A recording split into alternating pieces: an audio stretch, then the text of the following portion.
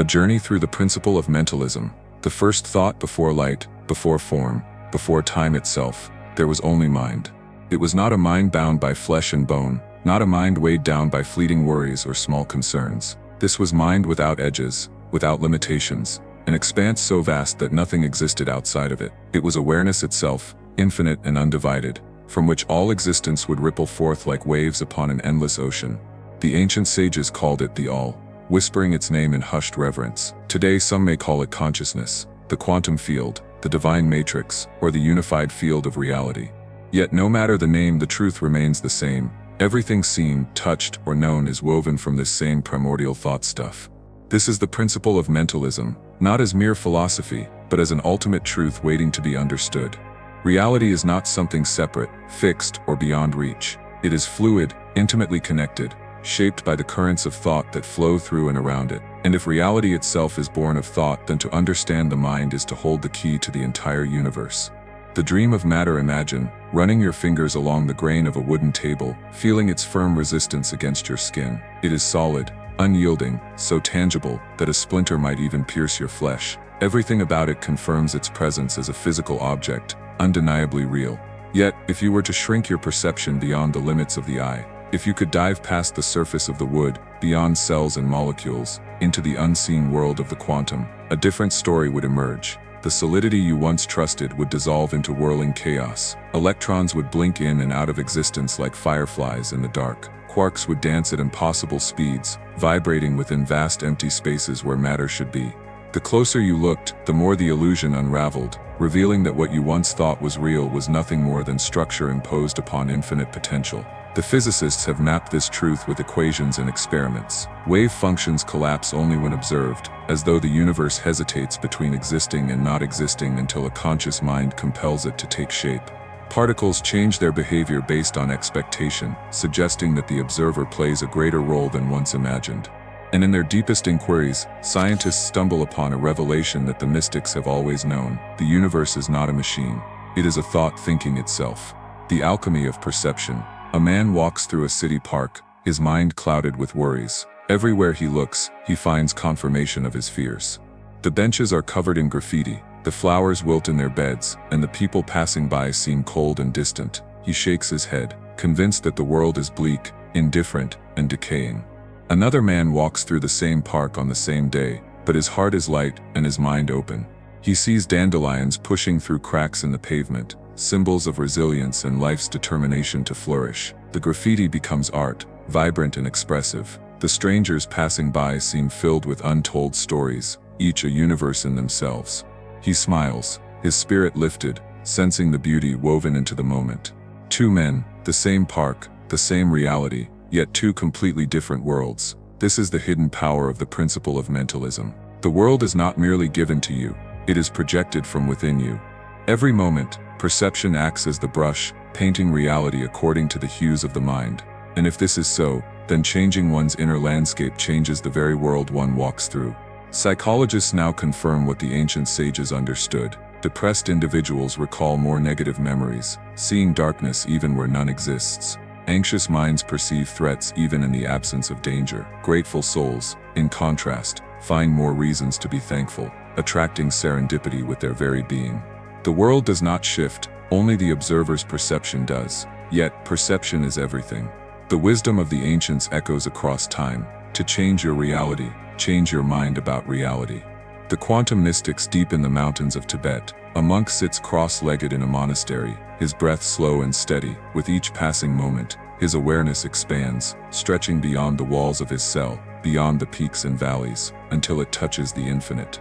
His body remains still, yet he is everywhere at once, part of the great unfolding of existence. Meanwhile, in a high-tech laboratory in Geneva, a physicist watches as quantum particles flicker and shift under the gaze of powerful instruments. The particles behave one way when observed and another way when left unseen. The scientist furrows his brow, baffled by the implication. Consciousness is not separate from the universe. It is an active participant. Two men, separated by centuries, cultures and knowledge, yet both reaching toward the same truth. Consciousness is not a byproduct of the universe. The universe is a byproduct of consciousness. Modern experiments now validate this principle. Studies show that meditators can influence random number generators, bending probability with nothing but focused intention. Healers alter the molecular structure of water simply by directing their thoughts toward it. Groups of people concentrating on a single outcome have been found to create measurable changes in their environments. The whispers of the past find confirmation in the present. The all is mind. The universe is mental, the architect of reality. If all of reality is born of mind, then what does that make you? Your thoughts are not idle, they are the architects of your world. Your emotions do not simply color your experiences, they shape what manifests before you. Your beliefs are not mere opinions, they are blueprints, forming the structures in which you live. This is why placeables work, why belief can heal as powerfully as medicine. It is why lovers can feel each other's pain across miles, why collective fear can crash economies, and why focused intention can move mountains, because all things originate in thought before they take form. You are not a passenger drifting through a predetermined world, you are its co-creator, molding it with every thought, every feeling, every dream. The practice of creation. Knowing this, how does one live? The answer lies in conscious creation. First, the mind must be tended like a garden. Thoughts arise like seeds, some nourishing, others invasive. If left unchecked, weeds of doubt and fear take root, choking out the beauty that might otherwise grow. It is necessary to pull these weeds, to uproot limiting beliefs, and to plant new visions rich with possibility. Second, attention must be wielded deliberately. What one focuses on expands. To dwell on lack is to invite more lack. To obsess over obstacles is to cement them in place. Yet, to fixate on potential, to look for opportunity even in difficulty, is to carve new pathways through reality. There are no neutral thoughts, each is a force shaping the unseen. Finally, one must embrace the power of assumption. The universe does not respond to empty wishes, but to states of being. To believe in an outcome is to summon it, for pretending is just the early stirring of creation. Every invention, every revolution, every transformation first existed as an idea, held in the mind before it became tangible. The final revelation on a sunlit beach, a child kneels, hands buried in sand, sculpting a kingdom of castles and towers. He works with devotion, lost in the joy of creation, yet he does not yet realize, he and the sand are not separate. The ocean he builds beside, is not something outside of him. The waves and the sky, the land and the air, the castle and the builder, they are all part of the same great dream. So too are you. The all is not apart from you, it is you. The universe is not something you observe, it is something you shape. The play and the player, the dream and the dreamer, the thought and the thinker, they are all one and the same. Now, what will you dream into being today? A journey through the principle of correspondence. The first reflection. Dawn breaks over an undisturbed pond. The world is silent, save for the faint whisper of wind through trees. A single dewdrop trembles on the edge of a leaf, then falls, striking the water's surface with the gentlest of ripples. For one perfect moment, the entire world exists twice. The trees, the sky, the rising sun, all float suspended between reality and reflection. This is the universe's great secret. Everything that exists, exists in multiple places at once. What is above is below, what is within is without. The grand and the minute, the seen and the unseen, all mirror one another in an intricate, endless pattern. This is the principle of correspondence. The law that whispers, everything echoes. The ancient sages carved this truth into the stones of temples and sacred places. As above, so below. As within, so without.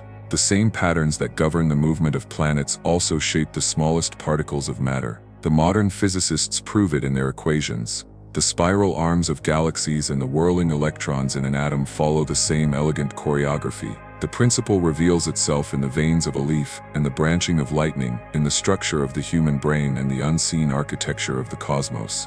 This is the story of that reflection, how it shapes reality, how it binds atom to cosmos, and how it reveals that the map of the universe is written in your fingerprints. The fractal heart of nature. Walk through a winter forest after snowfall. The air is crisp, the silence deep, but if you pause and truly look, patterns emerge everywhere. The veins in a fallen leaf mirror the branching of a river delta. The spreading limbs of a tree mirror the streaking forks of a lightning bolt. The swirling arms of a pine cone mirror the spiral of a distant galaxy.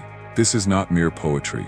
It is the mathematics of existence. The same sequence that describes the growth of tree branches also governs the structure of galaxies. The Fibonacci sequence, an ancient numerical pattern, appears in the curve of ocean waves, the arrangement of sunflower seeds, the spirals of hurricanes. The golden mean, a mathematical ratio of harmony, shapes the perfect proportions of shells, flowers, and even the double helix of DNA. The ancient architects understood this correspondence, embedding these divine ratios in their temples and cathedrals. The Parthenon, the pyramids, and the sacred stupas of the East all reflect the hidden geometry of the cosmos. The human form itself follows these same proportions, from the structure of the bones to the placement of the facial features. Nature repeats itself across all scales, whispering that creation is a single unified language waiting to be read. The body cosmic, place your hand over your heart. Beneath your palm, a steady rhythm pulses, a drumbeat that has continued without fail since before you were born. This rhythmic motion, this silent song, is not just an isolated biological function, it is an echo of a greater pattern that pervades the universe. Your circulatory system is a network of branching rivers, mirroring the twisting paths of mountain streams and the great snaking deltas of the world's mightiest waterways. Your lungs, with their intricate bronchi, resemble the limbs of trees stretching toward the sky. Your neural pathways map themselves in the same shape as cosmic webs, vast networks of galaxies strung together by invisible threads of gravity. The ancients understood these correspondences, mapping them in their medical traditions. In traditional Chinese medicine, the elements of nature, wood, fire, earth, metal, and water, find their reflection in the organs of the body. The liver governs the energy of wood, like a springtime forest bursting into life. The heart rules fire, like the blazing heat of summer. The lungs direct metal, crisp and sharp like the autumn air. The kidneys command water, deep and still as winter's frozen lakes. Modern medicine, once skeptical of these ancient concepts, now confirms their truth. The circadian rhythms of the body mirror the rotation of the earth. The 7-year cycles of cellular regeneration align with the broader cycles of personal growth and transformation. The electrical impulses firing within the brain echo the discharge of a storm breaking across the sky. You are not merely in the universe, you are the universe in miniature, an echo of the great cosmic design. The mind's mirror, a man walks through the world convinced that life is cruel and unyielding. Strangers seem to scowl at him. Opportunities slip through his fingers like sand. Mishaps multiply around him, confirming his worst fears. He sees only struggle, and struggle is all he receives. His neighbor, by contrast, moves through life with an unshakable belief in kindness. Unexpected help appears at just the right moments. Chance meetings bring fortune. Even the weather seems to brighten as he steps outside. He sees only blessings, and blessings flow to him like a river. This is not magic, it is the principle of correspondence in action. The inner world shapes the outer world. The mind projects its expectations onto reality, and reality responds in kind. A person who anticipates hostility will find it, while a person who expects goodwill will attract it. Psychologists have long understood this phenomenon. Depressed individuals recall more negative memories, reinforcing their sadness. Anxious people perceive more threats, creating a cycle of fear. Grateful souls notice more reasons to be grateful, setting in motion an upward spiral of joy. The medieval alchemists whispered of this truth in their secret writings. What is within is without. What is without mirrors within. Your thoughts do not merely interpret reality, they sculpt it. Every belief is a chisel, shaping the world in its image. To change your life, you must first change your reflection. The sacred architectures step into the Great Pyramid and feel the weight of centuries pressing in around you. The air is still, the stones impossibly ancient, yet something stirs in the silence. There is an order here, a harmony built not merely of brick and mortar but of something deeper. The pyramid's base aligns perfectly with the cardinal directions. Its chambers resonate with specific frequencies. Its very proportions encode mathematical constants that govern the structure of the universe. This is no accident. The builders of the ancient world knew a great secret. Temples mirror the heavens to draw down power. The vaulted arches of Gothic cathedrals mirror the spiraling arms of galaxies. The mandalas of Hindu temples reflect the order of the cosmos. The medicine wheels of Native American tradition align with celestial cycles, connecting the human spirit to the rhythms of the stars. Modern science confirms what these ancient traditions intuited. Crystals form differently when exposed to sacred geometry. Water molecules arrange themselves in beautiful harmonic patterns when influenced by positive energy. Plants thrive when arranged in accordance with the golden mean. The language of creation is written in shape and proportion, and those who understand it can shape reality itself. The final revelation: a child stands before a still pond, staring at her own reflection. She waves a hand, and the mirrored image waves back. She laughs, and the laughter echoes from the rippling surface. She reaches toward the water, and the water reaches toward her. She does not yet realize the depth of what she sees. She does not yet understand that she is witnessing the most profound truth of existence. But the universe waits patiently for her recognition. The stars above and the cells within, the cosmic web and the neural network, the vast and the minuscule, the creator and the created, all one pattern, all one song, all one infinite reflection. Now, what will you show the mirror today?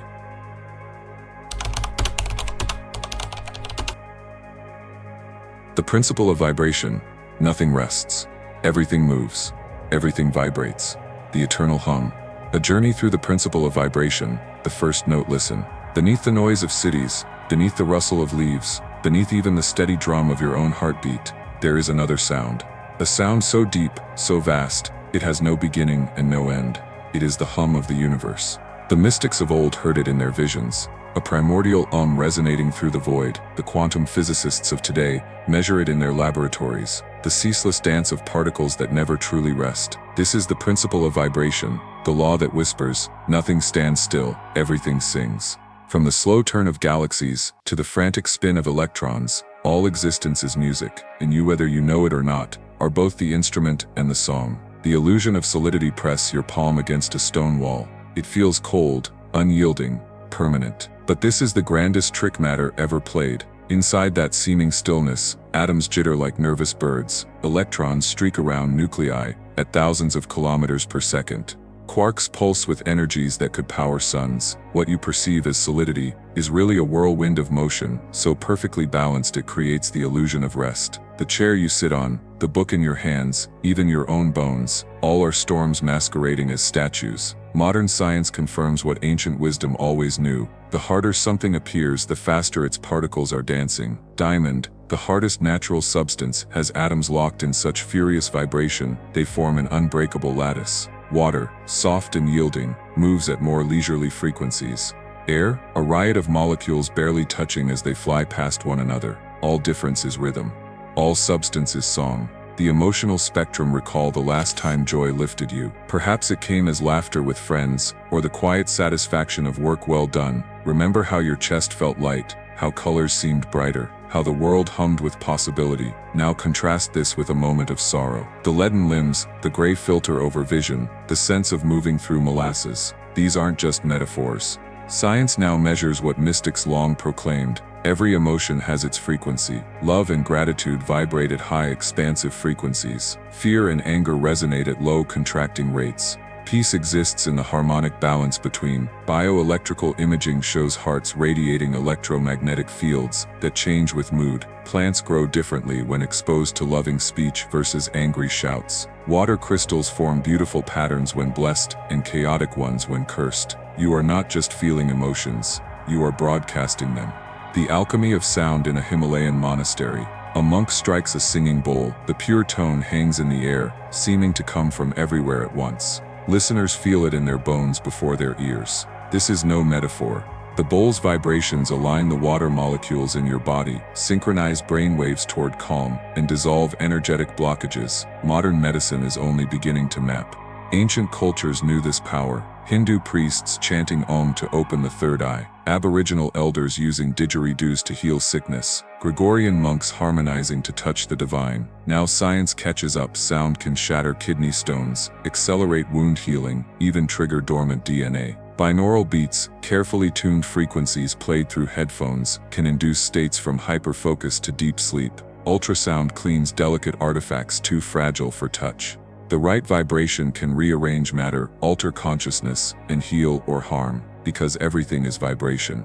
The body electric: your heart doesn't just pump blood, it generates an electromagnetic field 5,000 times stronger than your brain's, one detectable several feet from your body. Your cells don't just metabolize, They communicate through subtle bioelectric pulses, modern science is only beginning to decipher. Your DNA doesn't just encode information, it transmits and receives frequencies that may determine genetic expression. This is the cutting edge of vibrational medicine. PMF, pulsed electromagnetic field, therapy accelerating bone repair, light therapy resetting circadian rhythms.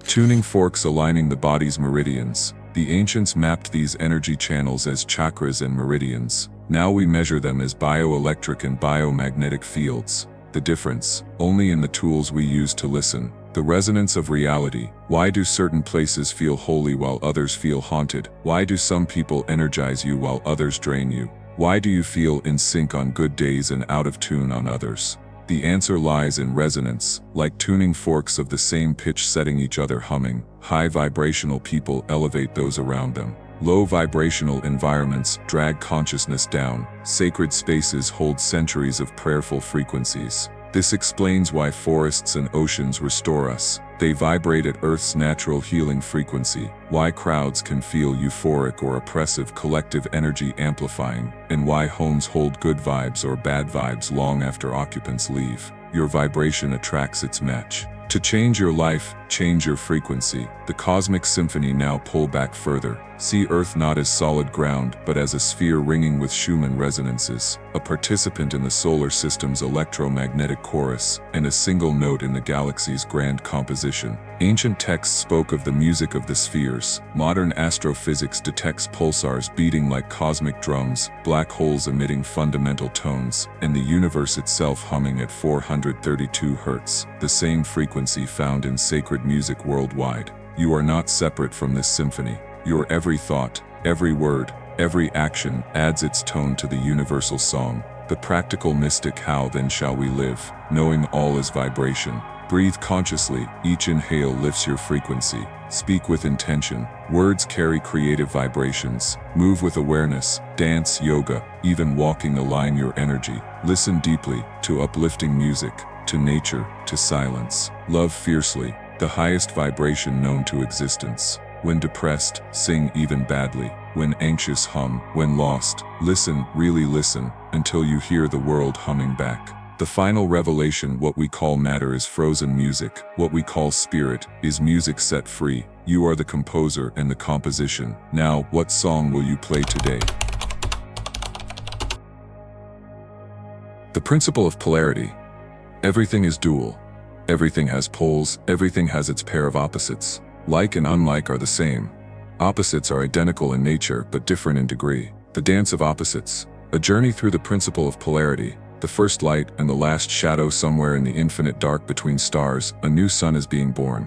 Hydrogen atoms scream together in nuclear fury, and for the first time, light pierces the void. But look closer, see how each photon carries its silent twin, how every particle of matter spins with its ghostly counterpart of antimatter. This is the universe's great secret. Nothing stands alone. Every truth is two truths. Every force has its equal and opposite. The ancient sages called this the principle of polarity. The law that whispers how love and hate are the same fire burning at different temperatures, how the deepest sorrow and highest joy are notes on the same scale. This is the story of that law, how it shapes atoms and souls, how it governs empires and heartbeats, and how once understood it becomes the alchemist's stone that turns leaden suffering into golden wisdom. The thermometer's secret. Place your hand on a winter window pane. The cold bites your skin. Now press that same hand against a steaming teacup. Heat floods your fingers. But what are you really feeling? Not cold or heat as separate things. Only molecules dancing fast or slow. The Arctic blizzard and the desert wind are made of the same stuff, vibrating at different speeds. Modern science confirms what mystics always knew. Opposites are illusions of degree. The scalding pot and the frozen lake. Same energy, different intensities. The blinding noon sun and the dimmest starlight. Photons all, some more exuberant than others. Even absolute zero, the theoretical cessation of all molecular motion isn't the absence of heat, but its perfect stillness. The heart's pendulum. Watch a mother scold her child. Her voice is sharp, her brow furrowed. An outsider might call this anger.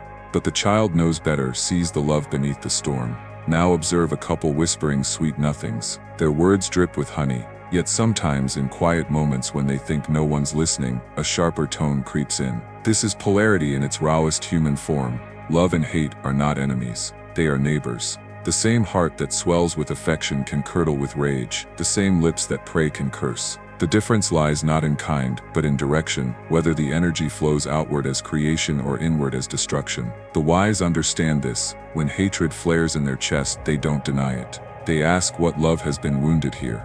The warrior and the coward, a soldier freezes on the battlefield. His hands shake, his breath comes in gasps. His comrades call him coward. But watch closely, that tremor in his fingers. It's the same energy that will later make him the most careful medic in the field, that racing heart. It's the twin of the courage he'll find when carrying wounded friends to safety. Fear and courage are one river. The ancient samurai knew this secret. They didn't seek to eliminate fear, only to redirect its flow.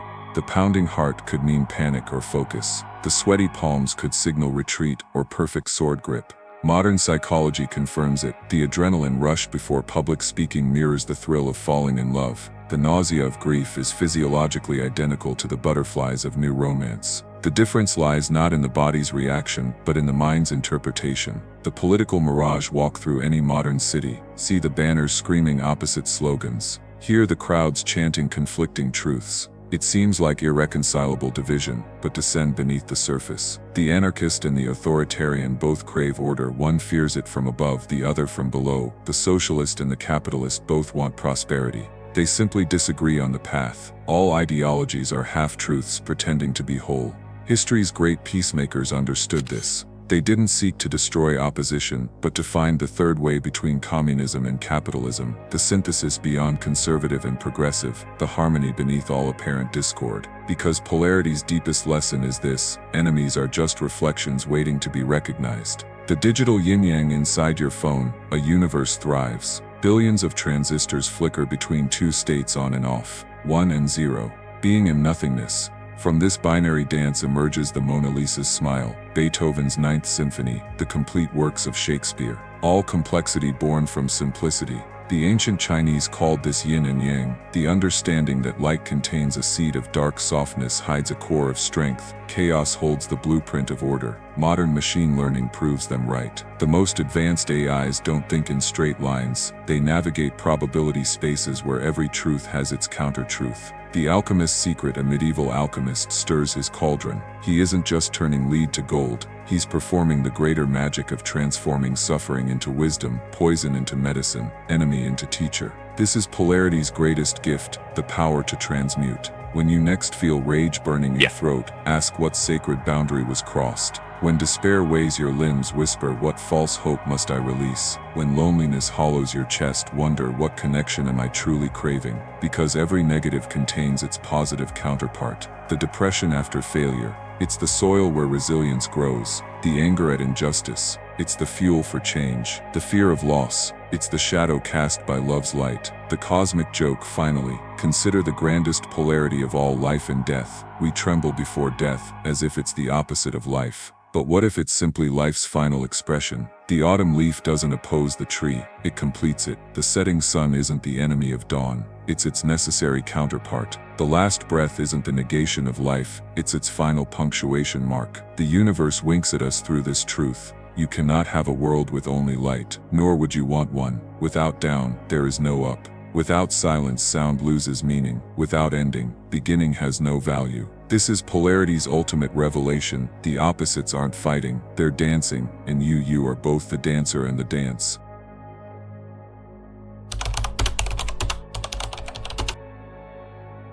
The principle of rhythm. Everything flows out and in. Everything has its tides, all things rise and fall. The pendulum swing manifests in everything. The eternal pulse, a journey through the principle of rhythm. The breath of the cosmos. Close your eyes. Place a hand on your chest. Feel it, that steady drumbeat beneath your ribs, the quiet, unrelenting rhythm of your heart. Now listen deeper, beyond the pulse in your wrists, beyond the rise and fall of your breath. There is another cadence, vaster and more ancient. It is the rhythm of the world. The tides know it, dragged back and forth by the moon's silent command. The seasons obey it, spinning endlessly from bloom to frost and back again. Even the stars dance to it, flaring and fading in the slow breath of cosmic time. This is the principle of rhythm. The law that whispers, everything flows, nothing stays. All that rises must fall, and all that falls will rise again in time. This is the story of that eternal pulse, how it shapes the universe, how it governs our lives, and how, once understood, it becomes not a force to resist, but a current to ride. The world's heartbeat, rhythm in nature. The first rhythm, sunrise and sunset before clocks, before calendars. Humanity marked time by the sun's unerring rhythm. The first light of dawn was hope. The creeping shadows of dusk, a promise of rest. Ancient civilizations built monuments to track these cycles, Stonehenge's towering stones, the pyramids' precise alignments. They knew what we have forgotten.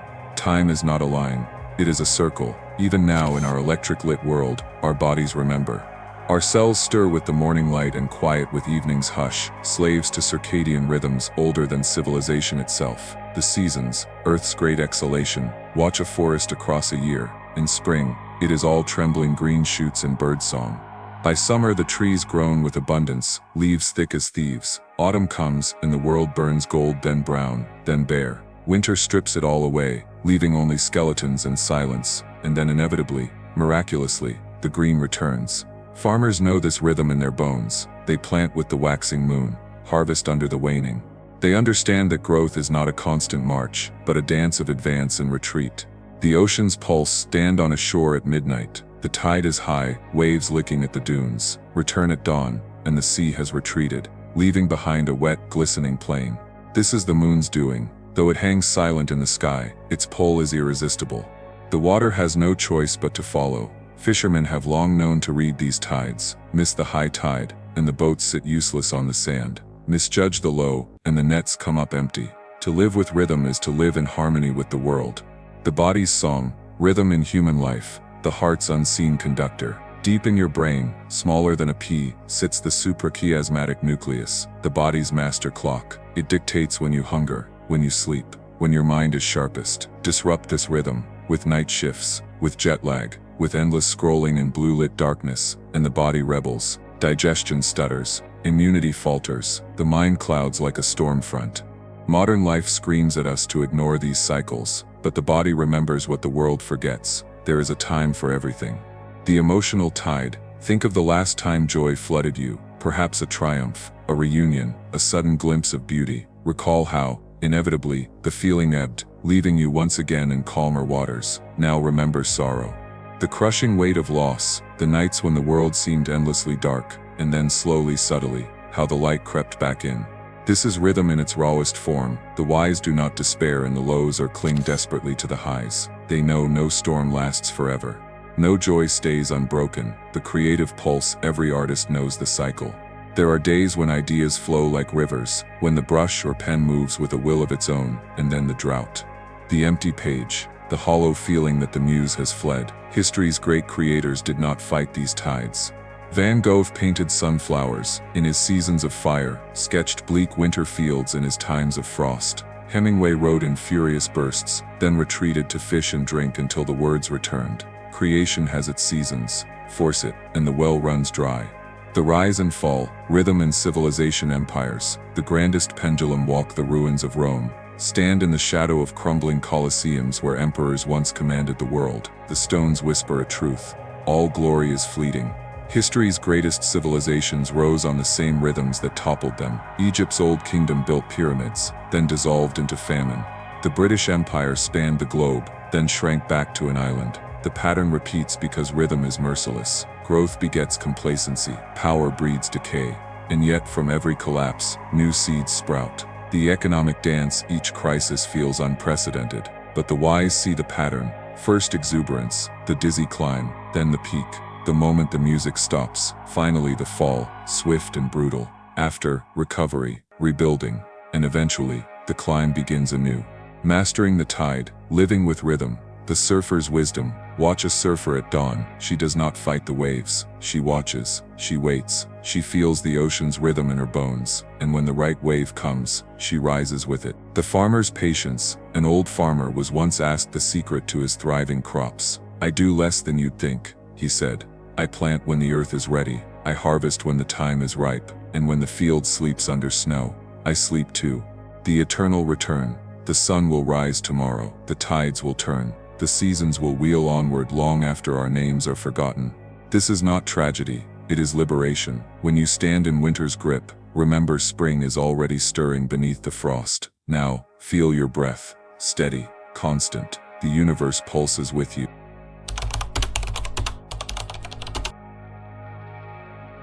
The principle of cause and effect. Every cause has its effect. Every effect has its cause. Everything happens according to law. Chance is but a name for law not recognized. There are many planes of causation, but nothing escapes the law. The unseen thread. A journey through the principle of cause and effect, the fabric of reality. The night is still, the air thick with possibility. Somewhere in the distance, an owl calls, a single note that ripples through the darkness. You feel it, don't you? That subtle vibration running through everything, connecting all moments, all choices, all consequences. This is the principle of cause and effect, the golden thread woven through the tapestry of existence. It whispers that every action, no matter how small, sends echoes through time and space. The flutter of a butterfly's wings becomes a hurricane across the ocean. A single word spoken in anger or love alters the course of a life. For centuries, mystics and scientists alike have sought to understand this law. Some called it karma, others named it physics, but all arrived at the same truth: nothing happens by accident. This is the story of that truth, how it shapes stars and souls, how it governs empires and heartbeats, and how, once understood, it becomes the most powerful tool a human being can wield. The scientist's lens, cause and effect in the physical world. Newton's revelation, the birth of determinism. The year is 1687. In a dimly lit study, Sir Isaac Newton places his quill upon parchment, ink still glistening. He has just penned the words that will redefine humanity's understanding of the universe. For every action there is an equal and opposite reaction. This simple statement shatters old superstitions. No longer can events be blamed on capricious gods or random chance. The cosmos operates by immutable laws, predictable, measurable, and absolute. A billiard ball strikes another, transferring its energy in perfect symmetry. The earth pulls the moon, and the moon pulls back, locked in an eternal dance. A gun fires, and the recoil jolts the shooter's shoulder with equal force. Newton's world is a clockwork universe, where every tick follows logically from the talk before it. The quantum enigma, when causality blurs but then a crack in the machine. The 20th century arrives, and physicists peer deeper into the heart of matter than ever before. What they find defies Newton's orderly vision. Electrons vanish from one orbit and reappear in another, seemingly at random. Particles separated by miles instantaneously mirror each other's movements, as if space and time mean nothing. Light behaves as both wave and particle, changing its nature based on how it is observed. For a moment it seems the principle of cause and effect has broken, but has it? The mystic smiles.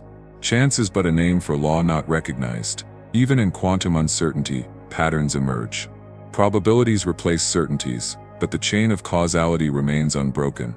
The observer influences the observed, a revelation that bridges science and spirituality. Chaos theory, the butterfly effect. Then comes Edward Lorenz, a meteorologist in the 1960s, running weather simulations on a clunky computer. He notices something peculiar, a tiny rounding error, a difference of 0.0001, completely alters the long-term forecast. This discovery births the butterfly effect, the idea that a butterfly flapping its wings in Brazil could, through an incalculable chain of events, set off a tornado in Texas. A missed train leads to a chance encounter, altering the course of a life. A single vote shifts an election, changing the destiny of nations. A kind word to a stranger pulls them back from the brink of despair. The universe is not random. It is sensitive, exquisitely, terrifyingly sensitive to every infinitesimal influence. The mind's echo, cause and effect in thought and behavior. The thought that builds a life. Dawn breaks over a small apartment. A man wakes, and before his feet touch the floor, a thought flashes through his mind. Today will be another failure. That thought, fleeting as it seems, sets in motion a cascade. 1. His shoulders slump, physiology follows belief. 2. He skips breakfast, motivation wanes. 3. At work he hesitates to speak up, confidence eroded. 4. Opportunities pass him by, reality mirrors expectation. A year later he wonders why his life hasn't changed. Now another man, same apartment, different thought. Today I'll take one step forward. He stands taller, he prepares a healthy meal. He voices an idea at work, a colleague notices, offers a collaboration. 5 years later their lives diverge like split rivers. This is the power of mental causation. The ripple in the pond, cause and effect in society. The dominoes of history. June 28, 1914. A chauffeur takes a wrong turn in Sarajevo. Archduke Franz Ferdinand's car stalls. A young assassin, Gavrilo Princip, seizes the chance. A single bullet. 5 years later, empires have crumbled. 16 million lie dead. The world map is redrawn. One moment, a billion consequences. Economics. The Invisible Hands Ledger 2008. A banker approves a risky mortgage. Another bundles it into a complex derivative.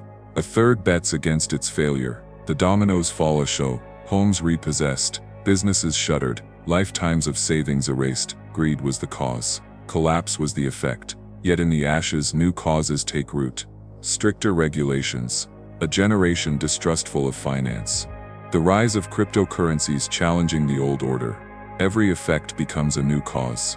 The soul's ledger, karmic causality. The ancient wisdom. A Hindu sage sits by the Ganges, watching a thief steal from a merchant. The sage does not intervene. Will he not face consequences? A disciple asks. The sage smiles. The universe keeps perfect books. 3 moons later, the thief lies feverish, his stolen gold buying no medicine. The merchant, though poorer, thrives. His kindness to a beggar returned tenfold when the beggar, a prince in disguise, becomes his patron. This is karma, not punishment, but balance. The architect of fate, mastering the principle, the 3 keys. 1. Awareness, trace effects back to causes. What thought started this chain? What action seeded this result? 2. Intentionality. Plant causes deliberately. Choose thoughts, words, and deeds that align with desired effects. 3. Patience. Some ripples take years to return. Trust the process. A challenge for 1 week. Live as if every thought matters. It does. Note the shifts. The universe is listening. What will you say?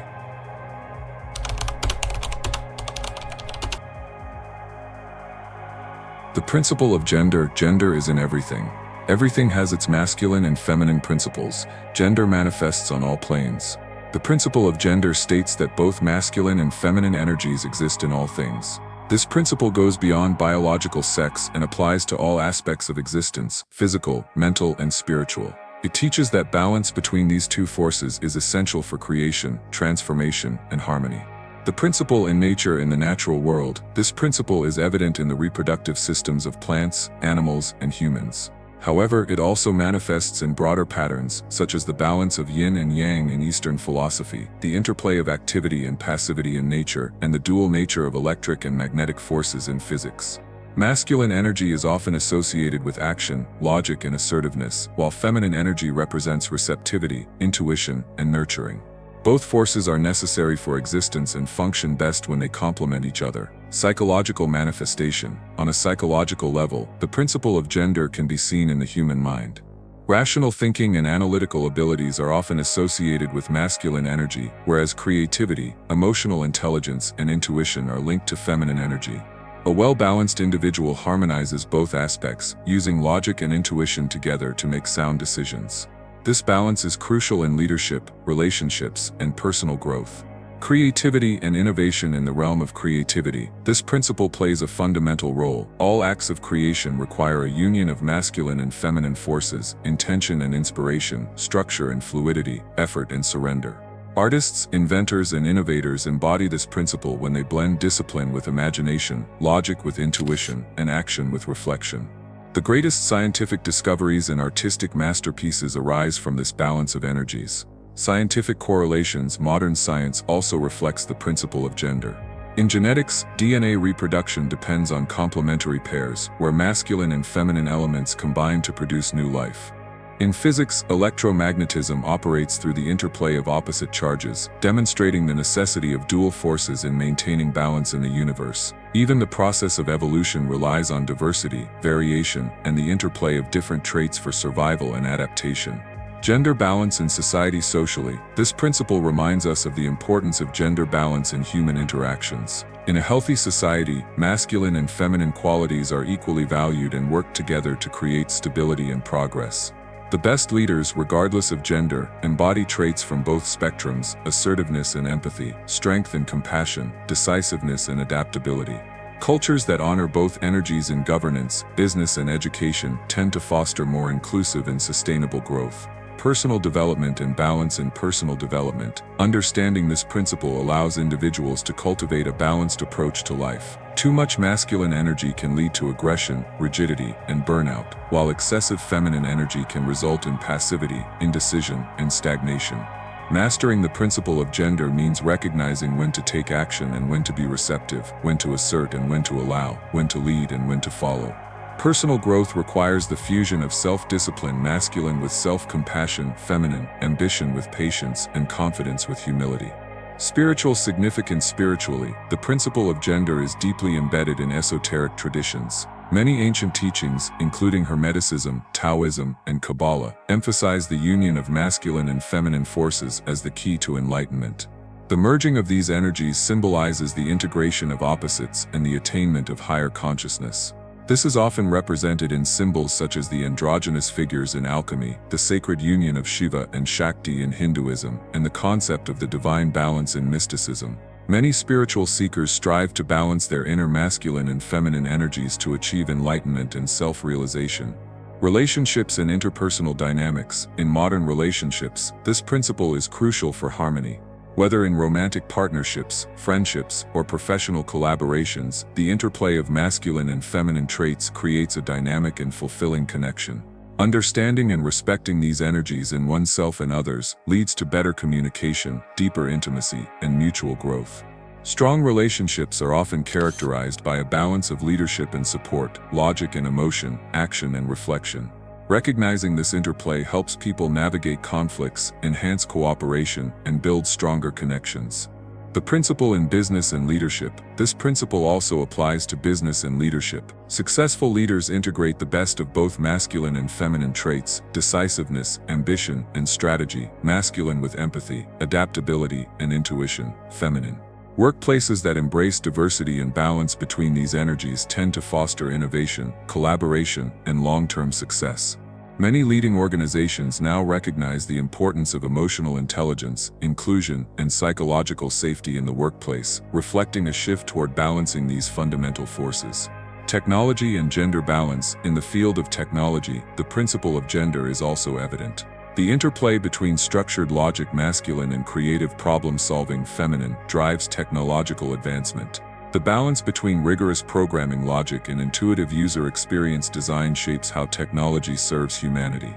The growing push for gender diversity in STEM fields also reflects an understanding that innovation thrives when diverse perspectives and approaches coexist.